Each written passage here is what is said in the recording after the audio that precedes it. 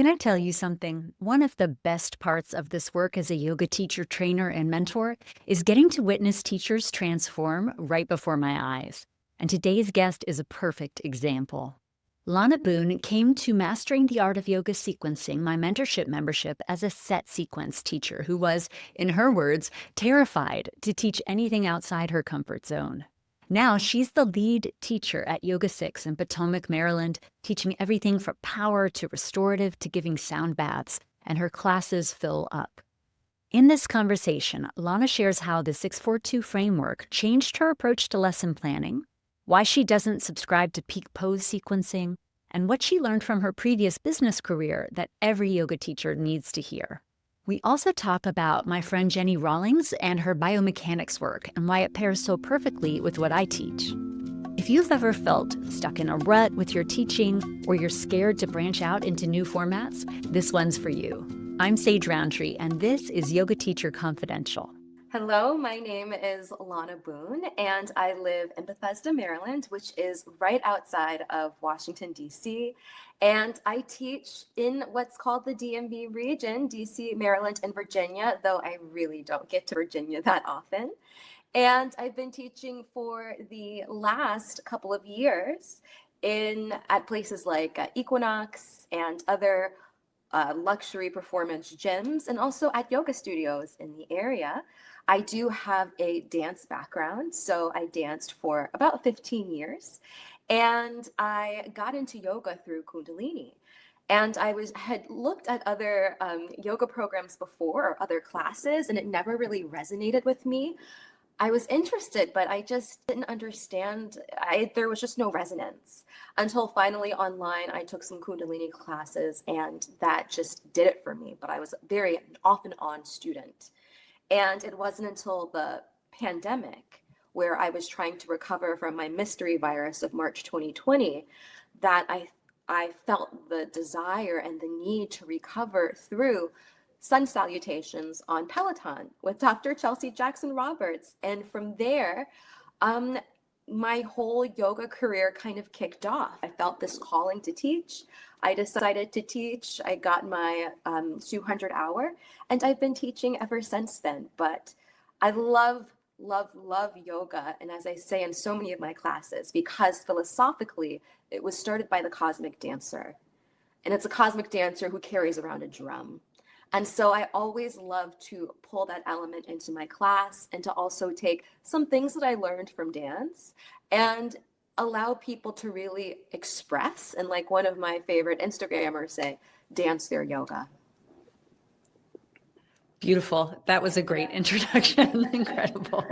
So tell us what styles of classes you teach right now, because you have a very broad range of classes that I know you teach really, really well.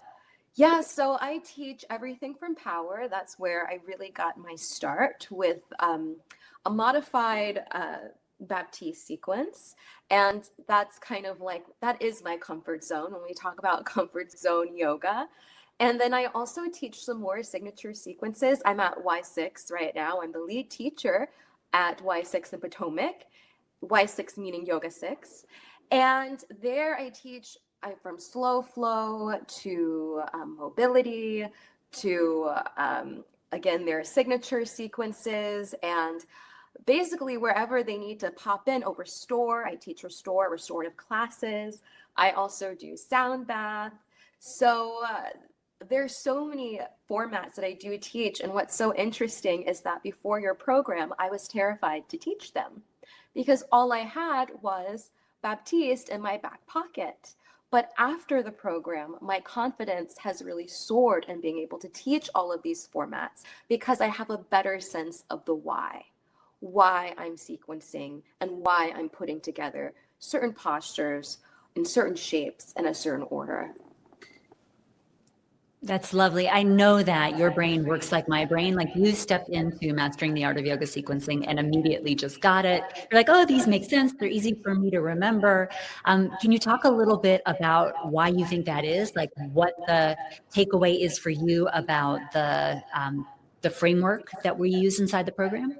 Yeah, absolutely. It was the chunking, just thinking about it in chunks, and also thinking about trying to incorporate the 642 method in your chunk. And that applies across all formats. So as long as you're teaching yoga, you can use 642, whether it's in a slow flow class, a power class, even a yin class. I try to incorporate 642. I also teach yin. I might have left that out. But I try to incorporate 642 in everything I do, and then think about it in chunks. So I was never because I got into yoga for the energetic purposes. And I think that's why Kundalini first drew me in. I was never a peak, like a peak pose type of person. I didn't look at yoga in that way. I didn't come to yoga for that. I'm not trying to contort my body in some type of crazy shape. They're wonderful shapes. They're beautiful shapes, but that's not the reason why I personally come. I'm coming to flow and move through energy. And so being able to sequence in a way that just wasn't peak and instead chunk it so that people just feel like they've had a really great class. They've really wrung some things out, perhaps in their system that they needed to wring out, or maybe they just feel their nervous system has completely relaxed. They've entered into that parasympathetic state. The 642 allowed me to sequence in a way that wasn't just based on peak poses. And again, there's nothing wrong with sequencing for peak poses. That's just not my perspective when it comes to teaching yoga. Tell me and the listeners about what changed in your lesson planning when you got into mastering the art of yoga sequencing and how your students responded. Oh my God. So, I mean, before, like, what lesson planning? Because I was a set sequence teacher. And I might think, okay, this time in a set sequence, maybe we'll do the arms like this, or maybe we'll add some pulsing here. But my problem was I was so stuck in a groove that even if I did make a plan of how I wanted to change the class, I would just quickly forget it and just keep doing what I've always done. And so now really learning how to create a lesson plan and learning creating the bones of what makes sense for my body, and then using the 642 for those bones has just, I mean, again, it's gone from something that would induce panic and unease to something that just feels so easy. And it's, you can take literally, as you say, 15 minutes, chunk it all out. Okay, I have a warm up, I have this, I have that, okay, well, what am I planning to do in the middle? Well, let me make sure I kind of hit that in the warm up and then the cool down. And before you know it, it's all over. You've done it. And for whatever reason, when I sequence in this way, it's so much easier to remember. When I've got a set sequence I have to learn, sometimes that takes me so much longer than when I'm thinking about it in chunks. And so that chunking has just been extremely helpful and has cut down so much time when it comes to lesson planning. And what have your students thought of it? I know that you you kind of went through a pendulum swing and then back a little bit. Walk me through that. Well, it's really interesting because I was teaching this modified Baptiste sequence for so long, my students who've been with me the longest at certain places, they really love it. At first they said that they were bored.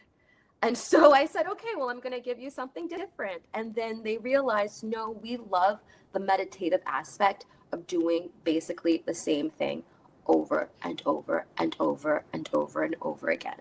Maybe changing it up here and there, but they realized that there was a value in repetition.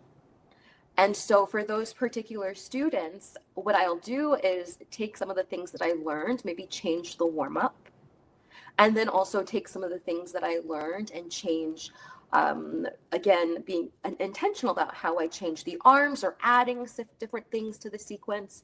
But I know for those particular students, they want that consistency. At my studio where I was new and I was learning all of this, they ate it up. I mean, my classes started to fill very quickly. They love the consistency. I would change the sequence every month. They love the idea that they could master something new every month. And I was very open about what we were learning. And they were definitely coming on board, and they've been on the ride with me.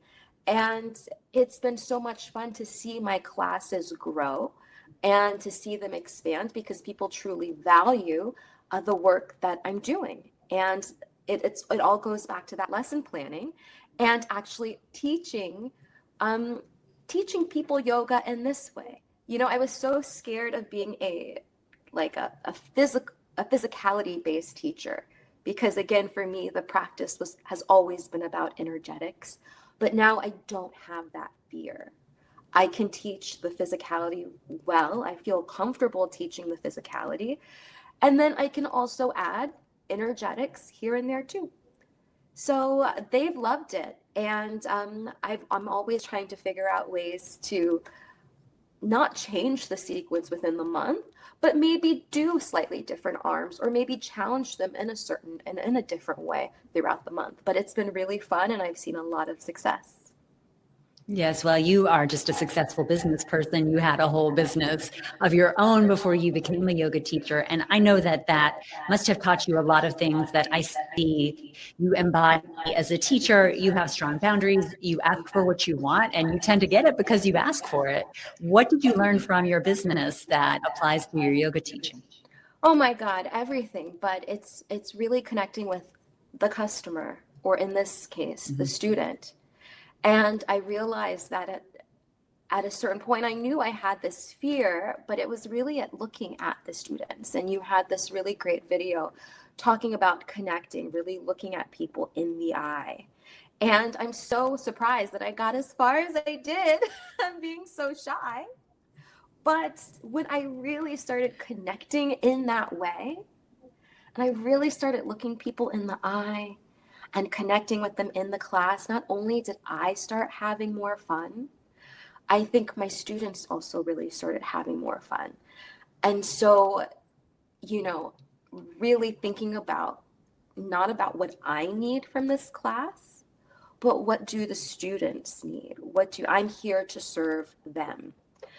Um, and also basic things from why it's important to have that connection before class, have a connection after class, tell them thank you. One of the things that I've been saying in my closing, when I thank everyone for coming before we bow out, is we couldn't have done this without you. Thank you for sharing your practice with me, but not just me. Thank you for sharing it with this entire community, because we sincerely could not have done it without you. If students don't come, there is no class. And so making sure that students know that I see them, they are valued, I respect them, it has really gone a long way. But also, I understand what a business needs to run logistically, what it needs from its employees. And so, basic things like cleaning up after myself when I'm finished. A lot of teachers don't want to do that, but I think it's because they also don't realize what it takes to run a business. It's really all hands on deck. There's not unlimited money, just growing on these trees. No, we don't have the money for a cleaner. So look out for the person coming behind you by just, sprucing up a bit. So, and again, negotiation. Always negotiate. And I've learned that if I'm not getting what I feel like I'm worth, there's going to be resentment. And I don't want that resentment to grow over time. So I'd rather have a conversation and say, hey, this is what I teach at. Is it possible to meet this? And these are my terms. And is it possible to meet this? And then see what the studio has to say. I will say that yesterday I was just announced the lead teacher for Yoga 6, and yay! And it's just amazing that it's really even come so soon. But again, it's just from everything I've learned from your course, and then the course that you recommended, Jenny's course in biomechanics. And it's just given me this confidence because I feel so knowledgeable about what I'm doing, and most importantly, why I'm doing it. Detour a little bit and talk about the things that you've learned from Jenny Rawlings. Oh my God. Like I can't, I'm like Jenny Rawlings is a patron saint of yoga in my book at this point because what she offers is incredible. Biomechanics. So I don't know about you. I'm sure you've probably had this experience because I think I've heard you mention it where you can go to a variety of classes and you hear teachers say different things about the same posture, for instance. Like one tradition will say, turn your foot out to this degree. Another tradition will say, don't do that. Okay, so then what's the truth? And people can be very adamant that their way is the truth. And it really depends on what tradition you're coming from. In the tradition I came from in Kundalini, we don't really concentrate that much on alignment because we're just working through that energy. But in other traditions, alignment is really important. But why? And understanding that it was from a more traditional lens was so helpful. With Jenny, she teaches evidence-based biomechanics. So really understanding the body and understanding, and this is also understanding how resilient the human body is, was just so helpful. I no longer have any doubts about where that back foot should be there because biomechanically, I know that as long as the student feels stable, they're probably okay.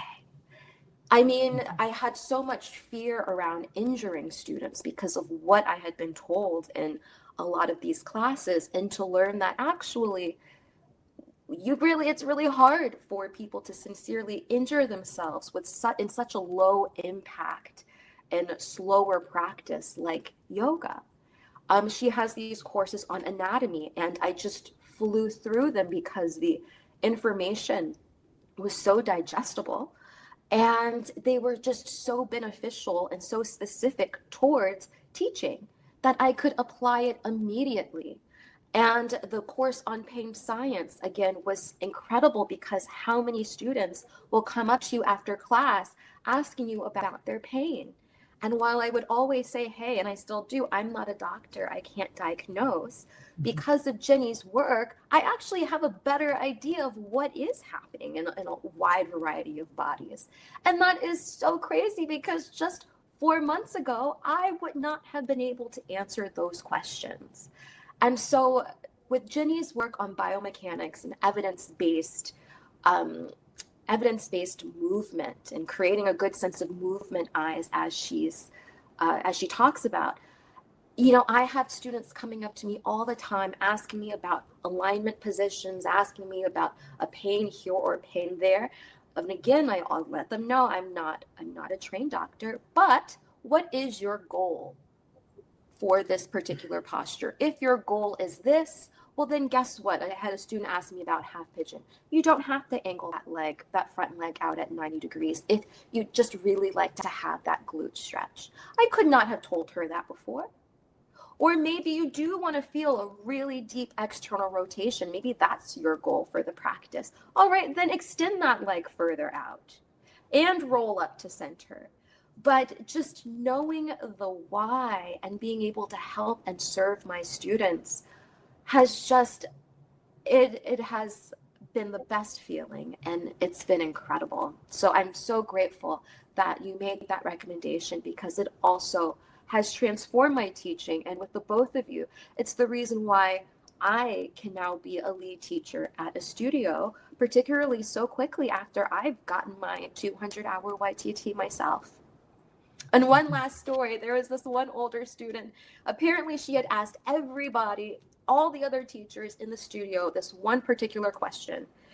And she finally got to me. It's about her down dog. She had arthritis in her hands.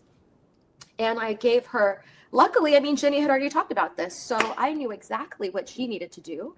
And we said, well, let's play around with these certain things. I had her walk her hands back, shift some of the weight to her legs, this and that. And then she walks out the room, out the studio, declares to the entire lobby, Lana is the only one who understands biomechanics in this place. She is the only one. And that felt so good, knowing that I had none of these skills 4 months ago. I love that. Jenny's work, I think, is such a perfect complement to the things that I teach. She focuses, as you say, on biomechanics, on anatomy, and I focus on physiology, the adaptation to stress, kinesiology, our movement in space, and then pedagogy, like how we're going to put that all together into a lesson plan. So I think her work is just the perfect complement to mine. It is So the perfect compliment. you've taken and you've taken the restorative yoga course that I offer, as well as the yin yoga course that I offer. Will you share a little bit about what you learned in those courses? Yeah, so the restorative course was great because, and I'm going to tell you, I love your sequence libraries in terms of, I love the way you set them up. So I, I am not a choreographer. I've always been a dancer, but I've also had no desire to create choreography. And it is so nice to be able to go to a library. I love how you have your sequences that you can follow, or you also have all the various different shapes you can make, and you can put them together yourself based on the 642 method. And so that makes it so easy because I'm like, all right, did I hit my do I have a forward fold in here? Do I have a back bend? Do I have some lateral bends? I loved learning about the history, for instance, of restorative yoga, the why behind restorative yoga. One of my favorite parts was the languaging you have around. I forgot that section's title, but what was Swipe file. the swipe file, where it gives you different ideas of what you can say in a restorative class to help deepen the not only the physical practice but also the meditative practice of restorative. And while I don't say a lot of things verbatim, what it does do is just give me ideas, especially as I see how the room is and the energetics of that particular room. I remember something that I see on the swipe file, and then I can apply it however that particular room needs it in that time. So that was, I mean, it's so comprehensive.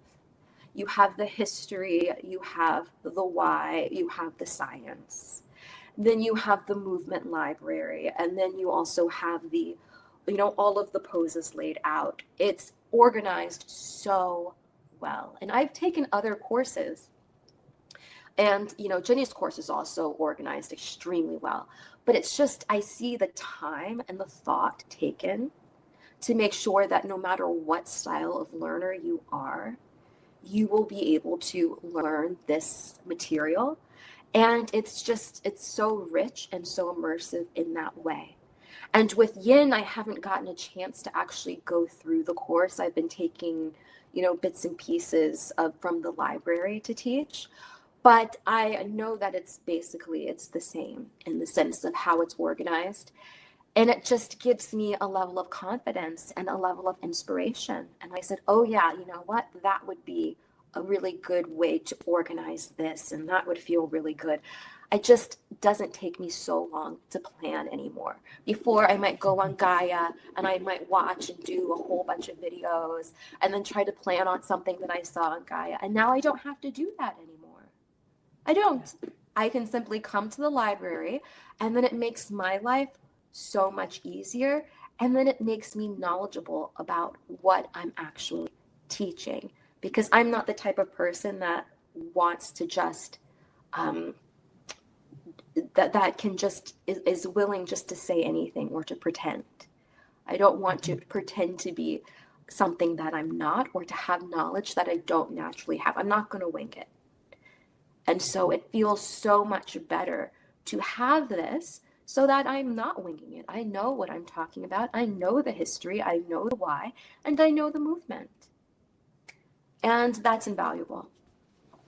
Great. Good. The sense of confidence you get from being secure in your knowledge is directly freeing up your energy to be more present with your students and see them better. So it becomes this really positive spiral, snowball effect. Absolutely. And even little things. I remember you said this in a video as well, and it was so helpful to me. You mentioned how a lot of times before you teach, you have like this feeling of you almost don't want to do it. And I realized I have that same feeling. And then after you teach, you're like, oh my God, like, I feel great. I'm so happy I did that. And just knowing that you're not alone in that, that's the value of mentorship. I had no idea that other teachers might have that same feeling, and that feeling has nothing to do about whether I should be teaching or not. No, it might be just a little pre-class anxiety. It just might be a whole wide variety of things. But knowing that you also have that feeling and knowing how I'm going to come out at the end, it was just, again, it's so helpful. And that's why a mentorship is valuable. Yeah, being a yoga teacher can sometimes feel like you're totally siloed and you're out there alone. And it's so good to be in community with other folks, both inside Mastering the Art of Yoga Sequencing and the Prep Station, which is the monthly membership that comes with it. And just in Comfort Zone Yoga, having people on my monthly free calls, it's so sweet to get a chance to connect with people so that they feel less alone and like, oh, I'm not the only one, who has these pre-class nerves. And Yeah, and I can contextualize this like, oh, it means I care. It's priceless. it really is priceless. It just, again, it changed my teaching. It changed my teaching because, again, something's not wrong with me because I have pre-class nerves. Like you say, it's just because I care. So, yeah, just invaluable information. And it has completely revolutionized how I teach. Thank you. Thank you so much for saying that. I think that's a perfect place to leave it. Yeah. What a wonderful testimony. I'm very grateful. Will you tell people where they can find you in the DMV and online? Yeah, sure. So I currently teach at Equinox and mostly Bethesda, but also I will sub all around the area. I teach at the St. James in Bethesda, Maryland. I teach at Yoga 6. That's where I'm the lead teacher in Potomac. And you can find me at lanaboone.com, LANABOONE.com. And if you'd like to know more, just simply send me an email. I'm not on social media that much because I don't like social media and I'm trying to be the change that I wish to see in the world. But who knows, that might change over time. But right now, yeah, lanaboone.com if you ever want to reach out. Perfect. Thank you so much. Thank you, Sage. What a gift to hear Lana's story. I love how she talked about the difference between teaching physicality and teaching energetics, and how having solid frameworks actually freed her up to bring more of herself to her classes. A few things stood out to me from our conversation. The power of chunking your sequences so that they're easier to remember. The value of teaching the same lesson plan for a full month so your students can master it alongside you. And the confidence that comes from understanding the why behind what you're teaching. If Lana's experience resonated with you and you want to explore working together with me, head to sagerountree.com/mentorship to learn about mastering the art of yoga sequencing. Or join us in The Zone, my free community for yoga teachers at comfortzoneyoga.com. You can also read about my yoga class planning prep station there and my full 300-hour yoga teacher training. You can find Lana at lanaboone.com. Thanks for listening. I'm Sage Rountree, and I'll see you next time.